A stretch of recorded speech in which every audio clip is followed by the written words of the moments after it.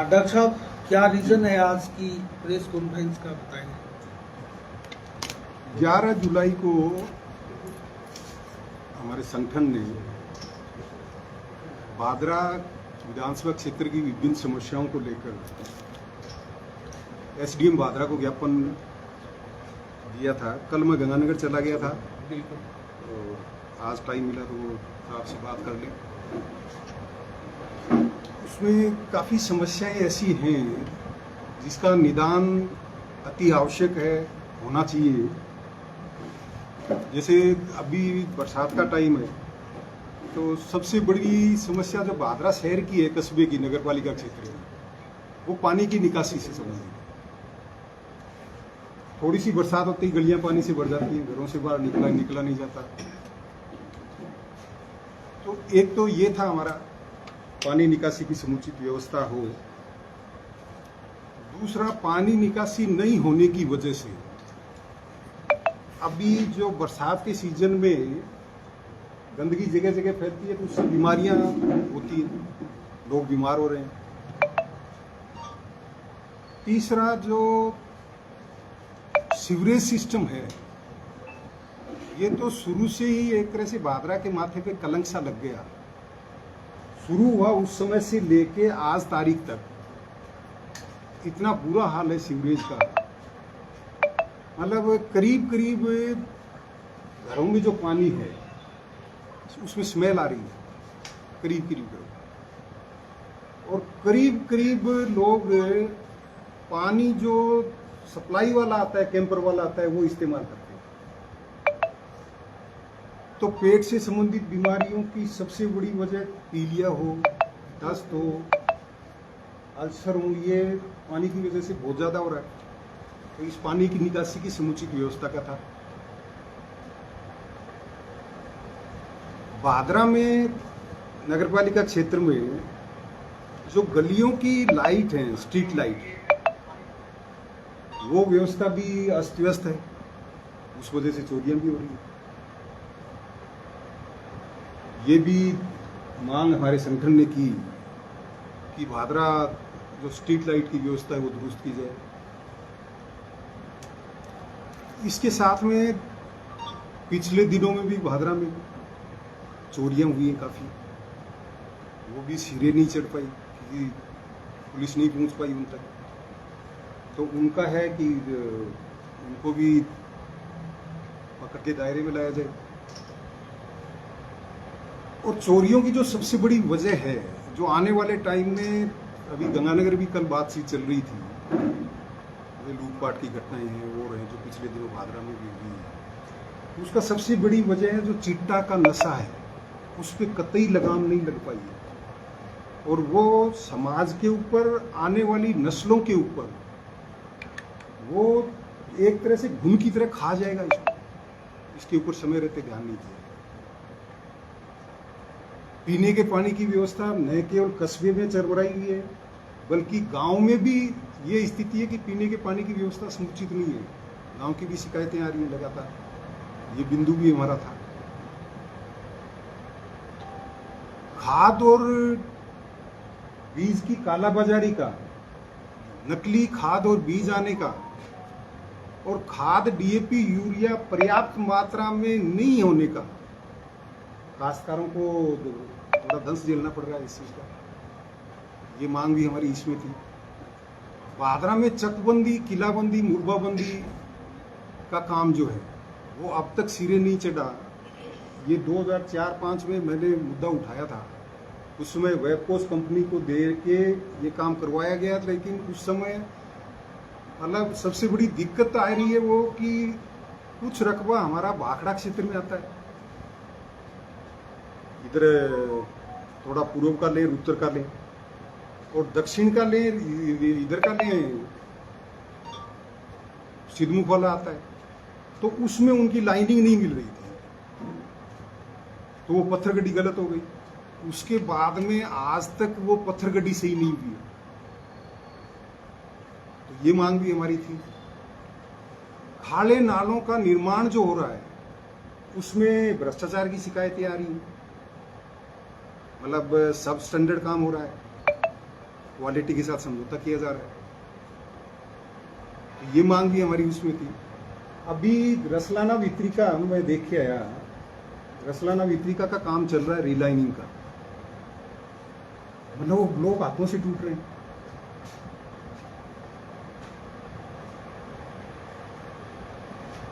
तो इस तरह के ये जो मुद्दे थे, इनको लेके हमने एसडीएम को ज्ञापन दिया मुख्यमंत्री के नाम, और ये था भी इनका समाधान 15 दिन में किया जाए, नहीं तो हमारा संगठन फिर घेराव करेगा। तो ये हमारा जो मांग पत्र था, इसके बारे में बात करने के लिए आप लोगों को बुलाया गया था। और एक पॉइंट मांग पत्र में हमारा और था कि पिछले दिनों आप लोगों के सबके संज्ञान में भी है ये चीज, पड़ी भी होगी, और राजस्थान में कई जगह हुआ है इस तरह का। प्रधानमंत्री किसान सम्मान निधि, मतलब शोराटाटा अपने विधानसभा क्षेत्र का एक गांव है, उसमें कम से कम 350 ऐसे लोगों के नाम लिखे हुए हैं जो उस गांव में कभी है ही नहीं, और उन्होंने किसान सम्मान निधि प्राप्त की। और वो नाम कहाँ के हैं? पश्चिम बंगाल के। हमने उसकी पड़ताल की, वो नाम पश्चिम बंगाल के, और वो किसान सम्मान निधि ले गए। हमारा ये था कि इसकी भी जांच करवाई जाकर इसकी एफआईआर दर्ज करवाओ, ये मुद्दा भी हमारा था। तो ये एक मांग पत्र था हमारा 10 बिंदुओं का, ये लेके हमने एसडीएम को ज्ञापन दिया, ये बातचीत करने के लिए आपको। तो आपकी जो तू मैं हुई थी, नोकझोंक हुई थी, उसको लेकर जनताओं का बाजार गर्म है। हनुमानगढ़ में भी कर्मचारियों ने ज्ञापन दिया था जिला कलेक्टर को कि कानूनी कार्रवाई की जाए डॉक्टर साहब पर। तो उसको लेकर डॉक्टर साहब क्या कहेंगे? क्या आपका वो रवैया ठीक था, या एसडीएम महोदय का वो रवैया आपको कैसा लगा, क्या कहेंगे? मेरा तो ये कि हम यहाँ से इकट्ठा होकर ज्ञापन देने बाजार के अंदर से गए, वहाँ बाहर थोड़ी देर मीटिंग की, एक दो हमारे साथियों ने अपने विचार रखे, और बाद में ज्ञापन देने अंदर गए तो वहाँ पुलिस से जाब्ता भी था, मतलब 4-5 कांस्टेबल, हेड कांस्टेबल और एक सब इंस्पेक्टर भी थे वहाँ। तो हमारा यही था कि बाहर आके गेट पे वो ज्ञापन ले लेंगे। करीब 15 मिनट वहाँ नारेबाजी करते रहे हमारे कार्यकर्ता,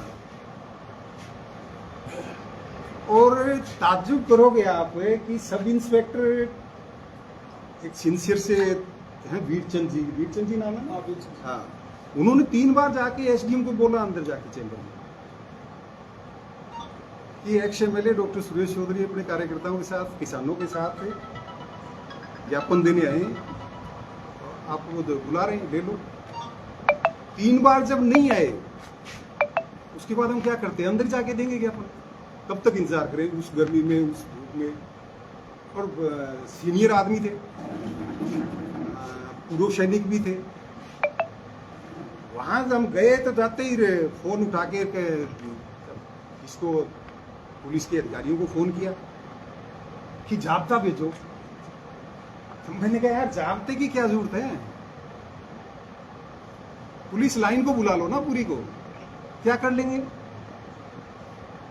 15 मिनट 20 मिनट इतना टाइम, आधा घंटा हमें हो गया खड़े हुए, आप ज्ञापन लेने बाहर नहीं आ सकते? तो उसमें जो उनका टोन था, उनका लहजा था, तो मैं चूंकि एक चिकित्सक हूं तो मुझे तो लगता है कि वो मानसिक रूप से कहीं ना कहीं साउंड नहीं है, मानसिक रूप से स्वस्थ नहीं है, उनको दिखाना चाहिए। मतलब एक पूर्व जनप्रतिनिधि जा रहा है और इतने सीनियर लोग थे, एक 2 मिनट आके बाहर ज्ञापन ही तो लेना था। तो उनका एटीट्यूड इतना घमंड वाला और इतना एरोगेंट था, मुझे तो ताज्जुब हुआ। तो मैंने उसको कहा भी, मैंने कहा नया लड़का है, आगे तक जाना है, अपनी कार्यशैली सुधार ले, और शिकायत आ रही है भ्रष्टाचार की तो 5 बजे बाद में जो वसूली वाला सिस्टम है वो बंद कर दे। मेरे को कहता है कि तेरे जैसे बहुत देखे ही मैंने। अरे यार इतनी नौकरी नहीं हुई, कहाँ से देख लिए मेरे जैसे? ये कौन सी पोस्टिंग है, दूसरी तीसरी चौथी होगी, तो कितने देख लिए? बहुत का मतलब तो कम से कम डबल संख्या में तो आना चाहिए ना। अभी तक तो सिंगल संख्या में ही चल रहा है ये, कितने के देख लिए? ये रहा तो आपके गलत व्यवहार था, गलत आचरण था। आपके अंदाज की चर्चा हो रही है डॉक्टर साहब, तो क्या पब्लिक ये माने कि 2003 का डॉक्टर सुरेश चौधरी एक बार पुनः आ रहा है और कांग्रेस की बागडोर संभाले हैं क्या आप डॉक्टर साहब? ऐसे समय में जब मानकर चले बलवान पूनिया ने कांग्रेस का जैसे हनन सा कर लिया हो, बलवान पूनिया ने कांग्रेसी कार्यकर्ताओं के मंसूबों पर जैसे पानी फेर दिया हो, तो क्या डॉक्टर साहब संभालेंगे कांग्रेस? बिल्कुल संभालेंगे डॉक्टर साहब, आप कांग्रेस की कमान संभालेंगे बिल्कुल। और जो अभी मैं कांग्रेस का कार्यकर्ता हूं, मैं कमान संभालने की नहीं कह रहा। कांग्रेस का कार्यकर्ता उम्मीद रखता है, हर आदमी उम्मीद रखता है, राजनीति करता है। अगर धर्म का काम करेगा, मंदिर में जाएगा, समाज सेवा करेगा तो और काम करेगा। राजनीति में कुछ प्राप्त करना चाहते हैं, आप एमएलए रह चुके तो एमएलए की उम्मीद करोगे, सरपंच की नहीं करोगे। आपने भी पेयजल समस्या बताई, पानी निकासी बताई और सीवरेज की समस्या बताई, ये स्ट्रीट लाइट बताई, ये सारी की सारी समस्या नगर पालिका के अधीन है। क्या आप कांग्रेस से संबंधित है, कांग्रेस के चेयरमैन है, क्या आप चेयरमैन को या ईओ को कोई इस विषय में कोई पत्र वगैरह दिया या कोई ऐसा ज्ञापन वगैरह पहले उनको दिया कि नहीं दिया? नहीं, बात फोन पे बातचीत होती रहती है, चूंकि कोई समस्या नहीं सुनी नहीं, चूंकि उपखंड कार्यालय पे सबसे बड़ा अधिकारी उपखंड अधिकारी होता है। नहीं किसी और ये जो प्रशासनिक तंत्र है इसको जो कवर करता है, जैसे जिले में कलेक्टर होते हैं। मेरे घर में लाइट नहीं आएगी तो मैं बिजली विभाग से या नगर पालिका स्ट्रीट है तो नगर पालिका को, यानी ये आपने नगर पालिका संबंधी अधिकतम समस्या थी, तो आपने नगर पालिका को, आपकी सरकार है भादरा में, तो आप उनको भी तो कुछ कहा। भादरा में सरकार कहाँ है, बिखरी पड़ी है। नगर पालिका काम ही नहीं करने दे रहे हैं। चेयरमैन नगर पालिका है, नगर पालिका चेयरमैन कांग्रेस है, तो काम ही नहीं करने दे रहे हैं। अधिकारी और चेयरमैन और ईओ का तालमेल नहीं है, और इसमें पिस रही है भादरा नगर पालिका क्षेत्र की जनता। मंच के न कि कांग्रेस के नेतृत्व में, वो तो कोई बात ही नहीं, लेकिन वो जनचेतना मंच से भी नगर पालिका ईओ को या चेयरमैन को तब तक पहुंचना चाहिए। तो मैं कह रहा हूँ ना, वो उपखंड अधिकारी का काम है ना, वो कवर तो वो करे। एक बार तो हम उपखंड अधिकारी को देंगे, जब वो उपखंड अधिकारी की नहीं मानेंगे तब उनके पास भी जाएंगे। नहीं, नगर पालिका नहीं माने तब उपखंड अधिकारी के पास जाते हैं, हमें तो ऐसा सुना है। नहीं, बाकी डॉक्टर साहब क्या मानते हैं, नगर पालिका का फेलियर, सीवरेज का फेलियर, सफाई व्यवस्था नहीं होना, ठेकेदारों का या नहीं होना? कुछ ठेकेदारों के ऐसे नाम है जो अब तक यहाँ दिखाई नहीं दिए। जनता, गरीब जनता बहुत परेशान है। क्या कारण मानते हैं? आप एक जनप्रतिनिधि रहे हैं, 5 साल आपने जनता को संभाला है। जागरूक जनप्रतिनिधि का अभाव। पिछले 5 साल में भी यही हाल, अभी लगातार यही हाल हो रहा है, जहाँ जनता की समस्याओं की तरफ ध्यान नहीं दिया इन लोगों ने। क्या मैं दोनों को, पूर्व वाले को भी कह रहा हूँ, पूर्व वाले के लिए भी कह रहा हूँ, रब वाले के लिए भी कह रहा हूँ, जनता की समस्याओं की तरफ ध्यान नहीं दिया। सीवरेज की जो कंपनी, आपसी रड़क निकालना, आपसी रंजिश निकालने में ध्यान दिया इन्होंने। सीवरेज का जो काम है, बार बार यही सुना जाता है कि बहुत बड़ी कंपनी के पास है। क्या कभी आपने पता किया कि ये सीवरेज का 15 साल से जो काम चल रहा है किसके पास है? और शहर को पूरा खोखला बना दिया है, क्योंकि आपकी भी जिम्मेदारी बनती है, क्योंकि आप भी पूर्व जनप्रतिनिधि, अभी हाल ही में 2018 में आपने चुनाव लड़ा, मैंने अच्छे खासे लोगों ने आपको समर्थन दिया। मैंने अभी 15 दिन पहले ईओ हैं पवन चौधरी, यहाँ उनको बुला के इसी टेबल पे इन सारी समस्याओं के बारे में व्यक्तिगत रूप से बात की। व्यक्तिगत रूप से हम बैठे रहे यहाँ काफी देर, गलियों का था, सीवरेज का था और का था। तो मैं कुल मिला के बात वही आ गई कि जो चेयरमैन और ईओ का तालमेल नहीं बैठ रहा, उस वजह से दिक्कत आ रही। कुछ कारण बताए होंगे, क्योंकि यही चेयरमैन और यही ईओ नहीं, मेरे सामने तो आई करके गए थे, पीछे भी क्या करवा देंगे। पिछली सरकार में भी यही ईओ थे और यही चेयरमैन थी, तब इनका दोनों का तालमेल था। आज वही ईओ है, ट्रांसफर होने के बाद वापस आए, चेयरमैन वही है, एमएलए और है ना। इसका मतलब एमएलए का इंटरफेयर है इसमें? बिल्कुल, ये बात मतलब नहीं, बिल्कुल साफ है। और क्या एमएलए का इतना मतलब इसमें प्रभाव है कि वो काम नहीं होने दे? सरकार है, काम नहीं होने दे रही सरकार है, तो जनता कहाँ जाए सर? जनता परेशान है, यही तो कह रहा हूँ ना। तभी तो मैं आया हूँ सड़कों पे। अब सभी दफ्तरों में हो रहा है, कुछ एक आध को छोड़ अधिकारी बैठे हैं, वो सुनते भी हैं, न्याय भी करते हैं, समस्याओं का समाधान भी करते हैं, लेकिन ज्यादातर जब घर का मुखिया इस तरह का एरोगेंट हो जाए तो घर के सदस्यों पे तो फर्क पड़ेगा ही ना। जी, एक बड़ा चुनाव आ रहा है डॉक्टर साहब, पंचायती चुनाव, नगर पालिका चुनाव, उसमें क्या भूमिका रहेगी? क्योंकि अब अगर वहां बदलाव नहीं होता तो फिर वही समस्या जिसकी तस्वीर हर ब्लॉक में, हर जोन में, हर पंचायत में चुनाव लड़ाएंगे। जो विश्वास कांग्रेस के सरपंच बन जाएंगे, कांग्रेस का प्रधान बन जाएगा, फिर भाजपा की जनता तुम्हारी गई, फिर तो काम ही होगा 4 साल। ये ताकत आने तो दो। नहीं, आप कह रहे हो राज है, राज वाले तो राज वाले हैं, राज वाले के सामने दूसरा राज वाला आ जाएगा ना, तब बस कोई जरूरी नहीं है कि सारे प्रतिनिधि नगरपालिका चेयरमैन जैसे हों कि वो काम नहीं करा पाएंगे। डॉक्टर साहब, एक बड़ा सवाल ये है कि पिछले 2 दिन के अंदर जो प्रकरण हुआ था एसडीएम के साथ में, उसके बाद क्या जो विपक्ष, अब तक विपक्ष की भूमिका जो माकपा के प्रतिनिधि निभा रहे थे, पूर्व विधायक निभा रहे थे, वो कहीं ना कहीं उपखंड अधिकारी के सपोर्ट में है। तो इसको आप किस वे से देखते हैं कि कौन कहाँ बैठा है, किस तरह का विपक्ष या पक्ष की भूमिका निभा रहे हैं? वहां कुछ नारे लग रहे थे, वी सपोर्ट विद एसडीएम, भाई एसडीएम के साथ उनको मेरे से कोई खतरा नजर आ रहा होगा और तो क्या होगा? अभी आपने एक बात बोली थी वसूली वाली, तो ये वसूली से क्या अर्थ निकाले? बिना काम के कोई पैसा नहीं हो रहा, बिना पैसे के कोई काम नहीं हो रहा। सॉरी, ऐसा कोई बिना पैसे आपके पास कोई ऐसा बंदा आया जो कह रहा है मुझसे पैसे मांग रहा है? बिल्कुल, मतलब एक वाक्य बताऊं, मैं नाम तो नहीं लूंगा। एक काश्तकार के 3 बीघा जमीन थी बल्दी, और 3 बीघा जमीन का नाम दुरुस्तगी का दावा एक वकील साहब ने किया, उसके 3 लाख रुपए मांगे नाम दुरुस्तगी के।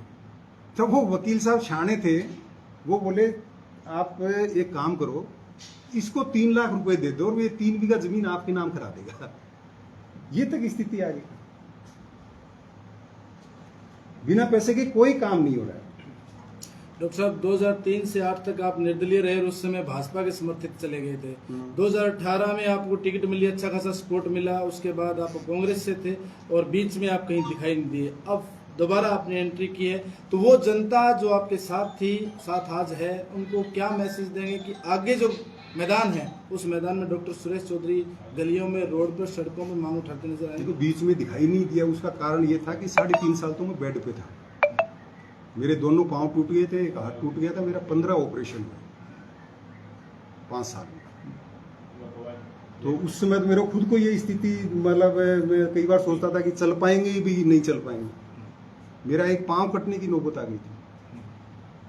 तो पीछे का तो ये है दिखाई नहीं देने की वजह। और आगे का ये है कि अब मैं लगातार भादरा में रहूंगा, लोगों के बीच में रहूंगा, लोगों की समस्याओं के लिए सड़कों पे आएंगे, और लोगों की समस्याओं को लेके सड़कों पे आएंगे, फिर भी समाधान नहीं हुआ तो प्रशासन को सड़कों पे ले आएंगे।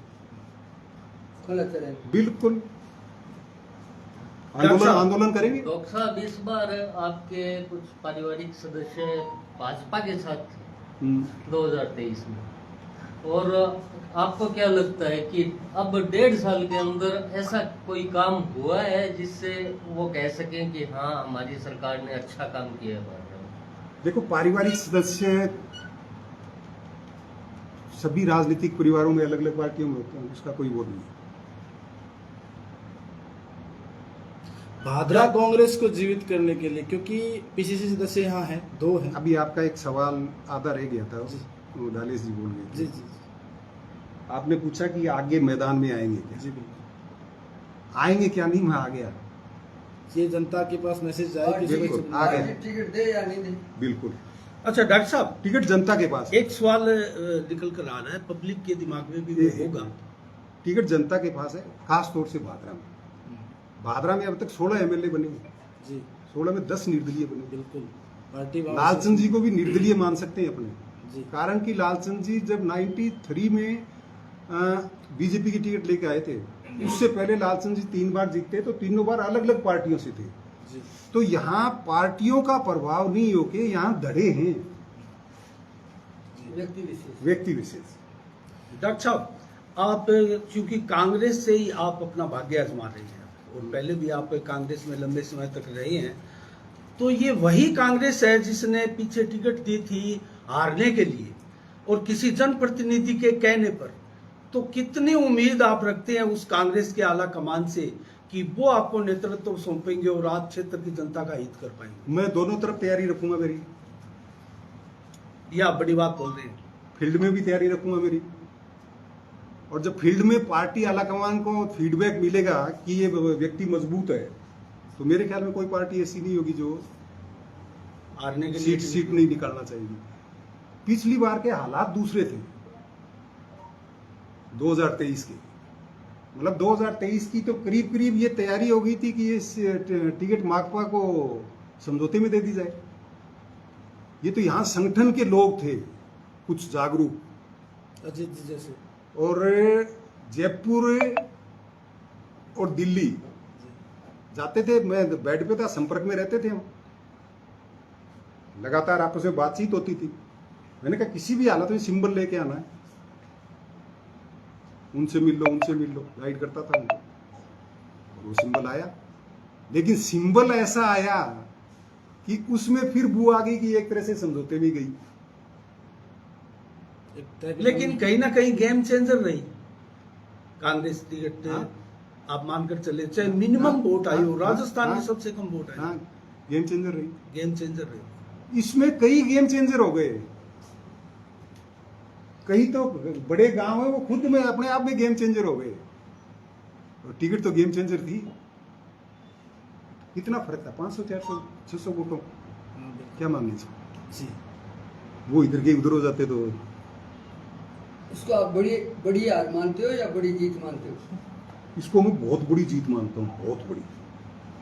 कारण कि भादरा में अराजकता की स्थिति पैदा हो जाती अगर वो जीत जाता।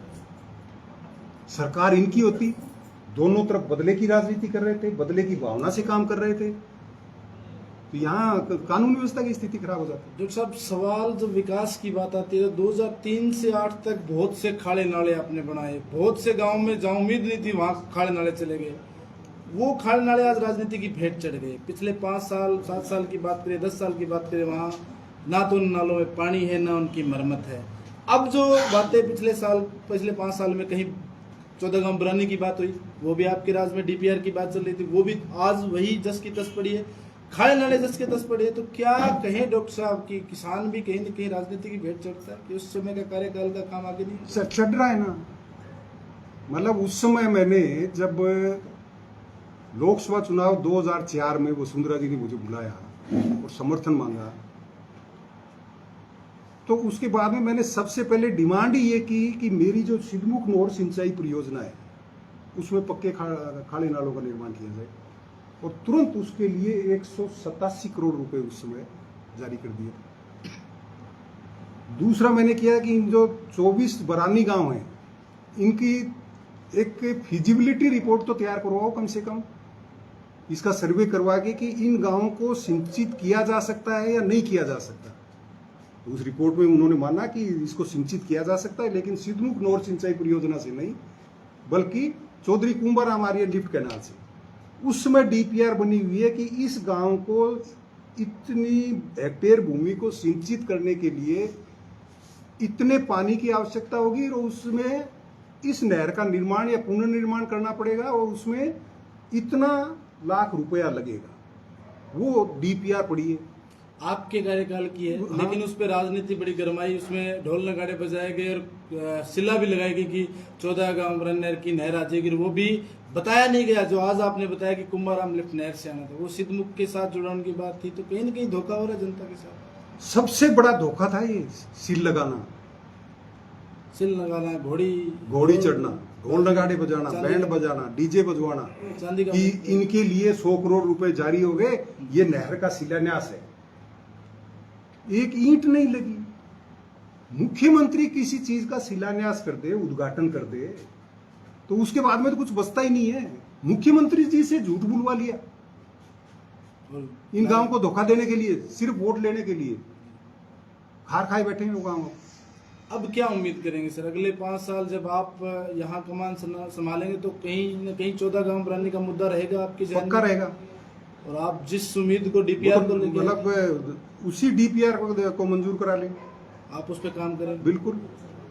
पेयजल की जब बात आती है डॉक्टर साहब, तो मलसीसर गांव में जब हम गए थे तो वहाँ आज भी आपका नाम की कहावतें कही जाती है पेयजल डिग्गी के पानी की, कि हमारे समझ गया।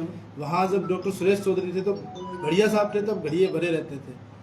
आज वहाँ पेयजल की समस्या 2003 में स्थिति ये थी कि अड़ायला गांव में गया गर्मियों के दिन, ये मई जून का महीना था, तो अड़ायला गांव की डिग्गी के चारदीवारी नहीं थी, तो एक महिला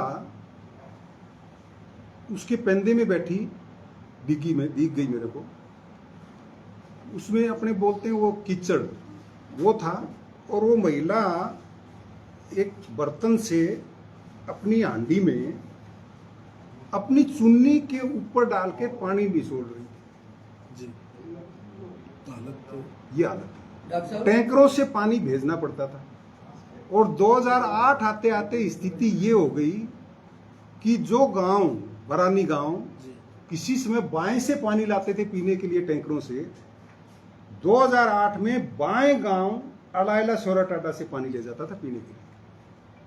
ये आपके कार्यकाल की बिल्कुल। अंत समय। उसके बाद आज की हालत देखिए। प्रेस कॉन्फ्रेंस में आपने एक बहुत बड़ी बात कही। बड़ी बात यह है कि प्रधानमंत्री सम्मान निधि के मामले में एक बड़ा घोटाला बताया आपने, और वो भी उन लोगों के नाम है जो पश्चिमी बंगाल के बताया आपने। हाँ। तो भाई पंजाब के हरियाणा तो हमारे बॉर्डर पे हो सकता है, लेकिन पश्चिमी बंगाल के लोग होने का ये सीधा आरोप का किस पे लगाएगा? पहले से चल रहा है मामला, हाँ, कब? ये इस 1.5 साल से नहीं है। हाँ, तो 1.5 साल से तो नहीं है वो तो हाँ। पहले से तो कि मतलब किसानों के साथ जो भी धोखा हुआ है ना, वो नहीं, पहले से चल रहा कोई है।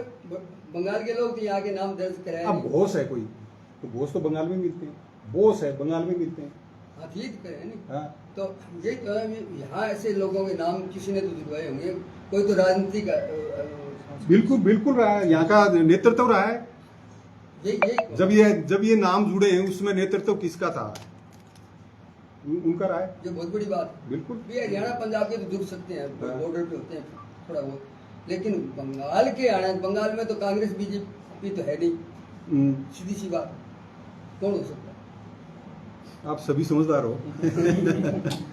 अच्छा डॉक्टर साहब, आपने एक पारी फिर खेलने का मन बना ही लिया है। हाँ। तो अगर कहीं ना कहीं आप भी जानते हैं, हम लोग भी जानते हैं, मीडिया से हैं, काफी वर्षों से इस क्षेत्र में हैं, कि पार्ट टाइम राजनीति से काम चलने वाला नहीं फुल किसी नेता टाइम, का। Full time. तो क्या फुल टाइम के लिए आप एकदम कमर कस चुके हैं? बिल्कुल। हर समस्या को लेकर आप दरी बिछाना हो या फिर धरना प्रदर्शन हो, आप जनता के साथ रहेंगे? बिल्कुल, राजनीतिक रूप से भी रहेंगे और सामाजिक रूप से भी सक्रिय रहेंगे, क्योंकि मेरा जो संगठन है मूल राजस्थान जन चेतना मंच, ये समाज सेवा से ही शुरू हुआ है। मैंने कैंप लगाए थे उस समय। तो अभी भी 80% बीमारियां ऐसी हैं गांव में, सभी जगह, खासतौर से गांव में, कि खान पान का ही अगर सुधार कर लिया जाए, सिर्फ खान पान का, तो 80% बीमारियां होंगी नहीं। तो मैं हर गांव में रात्रि चौपाल लगाऊंगा। शुरू भी कर दी मैंने, 4 गांव तो कर लिए मैंने। कुंजी कर लिया, लायला कर लिया, पचार वाली कर लिया, एक गांव और है वो कर लिया। तो हर गांव में ये लगा के चौपाल, रात्रि चौपाल, और वहां लोगों को बताएंगे स्वास्थ्य के बारे में, स्वस्थ कैसे रह सकते हैं, दिनचर्या के बारे में, खान पान के बारे में। तो सारे नहीं तो कम से कम 20% तो लोग मानेंगे इस चीज को। तो मेरा सामाजिक काम भी रहेगा, क्योंकि मैं एक चिकित्सक भी तो रहा हूँ। डॉक्टर साहब, आपने अभी बोला कि डीपीआर तैयार करवाएंगे आगे आने वाले वक्त में, यानी आप अपने ऊपर ही ले रहे हो उस चीज को। डीपीआर तो तैयार है। अभी भी जो सरकार वर्तमान में काम कर रही है, उससे आप कोई अपेक्षा नहीं रखते? डीपीआर बनी हुई है, मैं तो कह रहा हूँ कि डीपीआर को उसको लागू करवा दो। लागू करवा दो। अब उस समय जो पैसा लग रहा था, आज उससे 10 गुना 15 गुना ज्यादा पैसा लगेगा। पैसा ही तो बढ़ाना है, और सरकारों के लिए मतलब इतना पैसा कोई वो नहीं है। तो क्या अपेक्षा रखते हैं आप वर्तमान सरकार से इस बारे में कि 14 बारानी गाँव को सिंचित किया जाए? करना चाहिए। डॉक्टर साहब, कारण कि इन 24 गांवों में, नौर बहादरा और तारानगर के 2 गांव को मिला के 24 गांवों में जो भूमि बची हुई है, उसकी उत्पादक क्षमता चौधरी कुंभाराम आर्य लिफ्ट कैनाल एरिया में पहले से जो भूमि सिंचित हो रही है उससे कहीं ज्यादा है, और इनको 24 गांव को सिंचित करने के लिए उससे कहीं कम पैसा लगेगा। ये भी डॉक्टर साहब, दो मुद्दे और बाकी हैं, शायद आपकी घोषणा में हो, आपने बताया नहीं। एक तो फसल बीमा, पिछले कुछ साल से 2021 से लेकर अब तक किसान परेशान है। दूसरा जल जीवन मिशन, पीछे की सरकार में ऐसा आरोप लगाया गया है कि द्वेषता भाव से घरों में कनेक्शन नहीं मिले, आज भी वो लोग चक्कर काट रहे हैं। ऐसी दो समस्याएं जो पूरी तहसील के अंदर है, विधानसभा क्षेत्र के अंदर, इन पे कोई काम कर। भादरा में हुआ है, गांव में जाते हैं तो मतलब पाइप ऐसे सटा के रखे हुए पाइप हैं, उनमें पानी कैसे जाएगा, डालना पड़ेगा, कनेक्ट करना पड़ेगा, खूब होटल है हुए।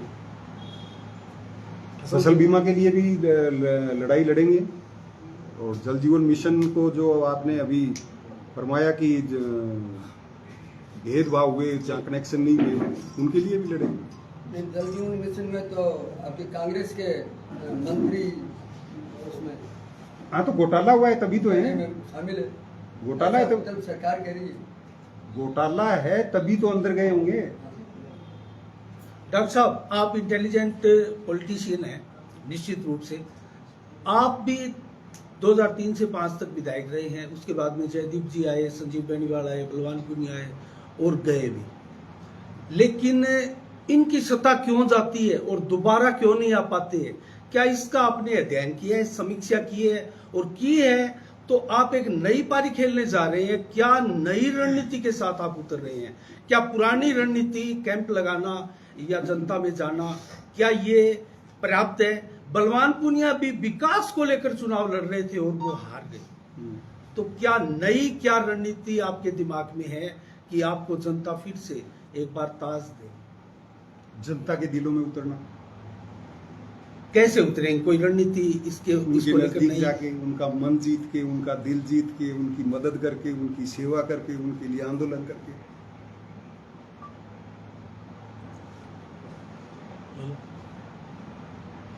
चलिए डॉक्टर साहब, आप सचिन पायलट के काफी नजदीकी माने जाते हैं, हाल ही में आप वहाँ प्रोग्राम में भी गए हैं, तो क्या माने, क्योंकि भादरा की जनता में एक चर्चा है कि शीघ्र ही डॉक्टर सुरेश चौधरी भादरा में बड़ी सभा करने वाले हैं, उसमें सचिन पायलट आने वाले हैं, ये चर्चा है, चर्चा का विषय है। एक बार सब जगह मेरा संपर्क हो जाए, ये जैसे मैं बता रहा हूँ ना, रात्रि चौपाल वाला, कैंपों वाला, उसके बाद में बुलाएंगे, कांग्रेस के बड़े नेताओं को बुलाएंगे, उसमें पायलट साहब भी। डॉक्टर साहब, अंदरूनी एक चर्चा और है कि आप जब फुल फ्लैश एकदम भादरा में आ जाएंगे, उससे पहले बलवान पुनिया एंट्री मार जाएंगे कांग्रेस में, तो उसके लिए क्या सोच रहे हैं आप, क्या मानते हैं? कांग्रेस महासमुद्र है, कोई फर्क नहीं पड़ता इसमें कौन आता है कौन जाता है, क्या फर्क पड़ेगा। डॉक्टर साहब, जैसे गांव अपने 200 प्लस है, तो कौन से गांव में अब आपका जाने का मन है? गांव वाले इंतजार कर रहे हैं, एक आवाज आपकी वहां भी गूंजे, बारी बारी से, कभी इधर कभी उधर, कभी इधर कभी उधर। जैसे आप कौन से क्षेत्र को पहले लेना चाहते हैं? जैसे आप 200 गाँव में घूमेंगे? नहीं, पूरे को पूरे सितंबर माह के अंदर सचिन पायलट का कार्यक्रम को जाना है आपको कुछ? नहीं, अभी ऐसा कोई रामबास गांव के अंदर कोई उद्घाटन करने का अभी ऐसा कोई नहीं। अभी पायलट साहब छत्तीसगढ़ के इंचार्ज हैं, वहाँ पूरा ध्यान दे रहे हैं आने वाले टाइम में। डॉक्टर साहब, आपको लगता है पायलट को बागडोर मिलेगी, गहलोत को नहीं मिलेगी? मिलनी चाहिए, मिलनी चाहिए, मिलनी चाहिए। ये यूथ में जो दीवानगी पायलट साहब के प्रति है, वो किसी टाइम अशोक गहलोत के प्रति होती थी। जब मैं SMS मेडिकल कॉलेज छात्र संघ का अध्यक्ष होता था, फिर NSUI में आया, तो उस समय मैं अशोक गहलोत साहब के साथ पश्चिमी राजस्थान में कई जगह गया, बड़ी दीवानगी थी। वो दीवानगी बाद में मैंने वसुंधरा जी के साथ देखी, यूथ की, और वो दीवानगी आज की तारीख में मतलब किसी पार्टी में किसी नेता के प्रति है तो वो पायलट साहब के प्रति है। अगर नहीं मिल पाती है बागडोर पायलट साहब को, तो गहलोत साहब से आपको कितनी उम्मीद है?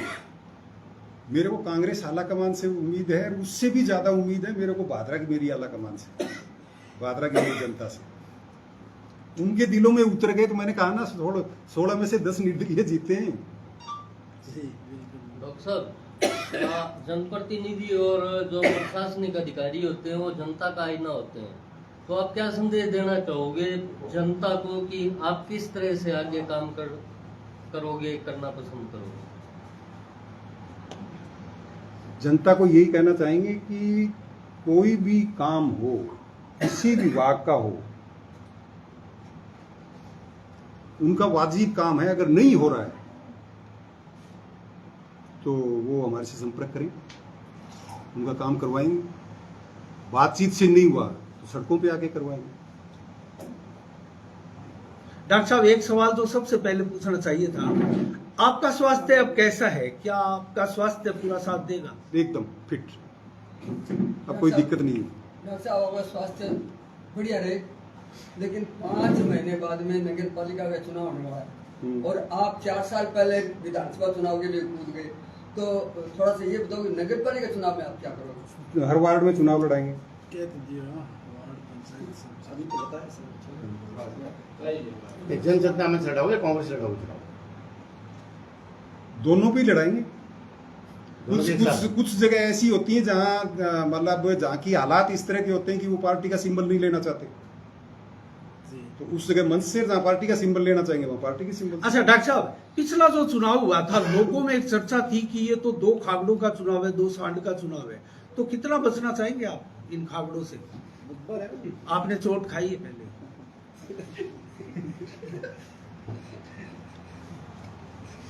ये जवाब मैं देना चाहूंगा। हाँ दो।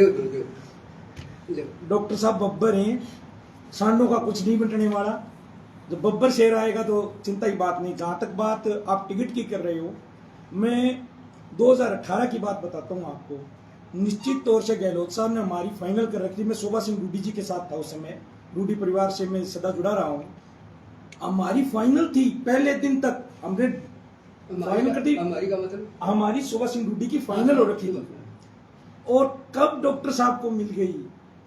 1993 में भी डॉक्टर साहब जादू करके आए थे। मंत्री साहब का टिकट ज्ञान सिंह चौधरी का काट के लेके आए थे। जादूगर हैं, बादरा के जादूगर हैं तो डॉक्टर सुरेश चौधरी हैं। और अब की बार तो लाना कोई बड़ी बात है ही नहीं। निश्चित तौर से टिकट भी आएगी, चुनाव भी लड़ेंगे और चुनाव जीतेंगे। आगे कांग्रेस की सरकार बनेगी, विकास के कार्य होंगे, कोई चिंता की बात नहीं। अजीत जी, अब आप आ ही गए डॉक्टर साहब। पिछली बार जब पैनल था उसमें आपका भी नाम था, आप भी टिकट मांग रहे थे। बिल्कुल 38 दावेदार थे। अब उनको इकट्ठा करना कितना बड़ा चैलेंज है, उनको एक साथ लेके? बिल्कुल सब एक मंच पर आएंगे। कांग्रेस परिवार एक है, कोई दिक्कत वाली बात नहीं है।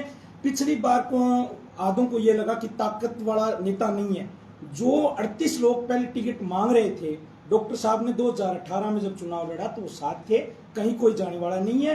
38 के 38 लोग डॉक्टर साहब के आपके कंधे से कंधा मिलाकर या मजबूती के साथ कांग्रेस को जिताने का काम करें। उन 38 में से कुछ एक तो बीजेपी ज्वाइन कर चुके हैं, उनको कैसे लेके आओगे? आ जाएंगे, ये राजनीति में ऐसा चलता है। नहीं, ऐसा भी नहीं हो सकता कि कांग्रेस से बीजेपी में चला जाए।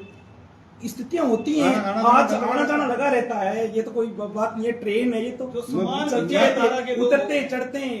1993 में मैं जब बाबरा आया था तो उस समय जो कांग्रेस थी, मतलब जो कांग्रेस के अपने आप को बहुत बड़े गांव के या तहसील स्तर के नेता मानते थे, वो मेरे साथ थे, तो कांग्रेस हार गई। ये की ये स्थिति 2003 में जब थे तो मेरे साथ कोई नेता ही नहीं था। मेरे साथ जीता हुआ सरपंच तो दूर की बात है, कोई हारा हुआ पंच भी नहीं था। और उस समय बीजेपी की आंधी थी, वसुंधरा जी का तूफान था और बिमला जी डूडी के प्रति सहानुभूति थी लालचंद जी वाली। उसके बावजूद उसमें मैं अपने को जिता गए। तो ये सांडो सुंडो का कुछ नहीं बंटना। जब जनता बब्बर शेर बनेगी ना, तो वो किसी को भी आगे ला सकती है लोकतंत्र में। चलिए, बहुत बहुत धन्यवाद। शुक्रिया। बहुत बहुत धन्यवाद।